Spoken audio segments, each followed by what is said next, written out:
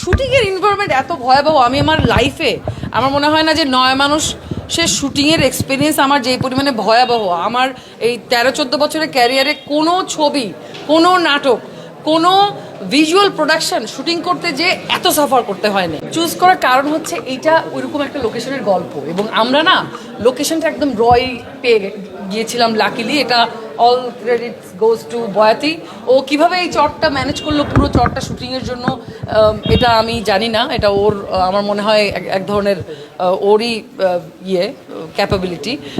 কিন্তু ওই চরের যে কয়েক ঘর মানুষ, মানে 20-30 ঘর মানুষ, তারা আমাদেরকে ভীষণ হেল্প করেছে।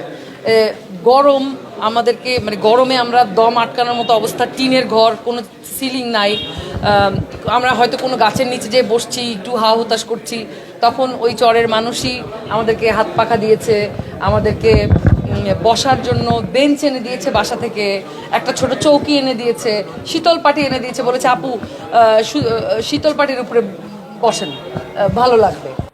তো আমি চেষ্টা করেছি, আমি সবসময়ই একটু চ্যালেঞ্জিং চরিত্রে কাজ করতে বেশি পছন্দ করি। আপনারা জানেন আমার ক্যারিয়ারের শুরু থেকেই মানে গতানুগতিক ইয়ের চেয়েও একটু, যখন একটা সিনেমা করি একটু ভালো গল্প পেলে ওইটাতে একদম খুব চেষ্টা করি চরিত্রটাকে ফুটিয়ে তোলার জন্য। এখানেও ওইরকম একটা চরিত্র প্লে করার চেষ্টা করেছি।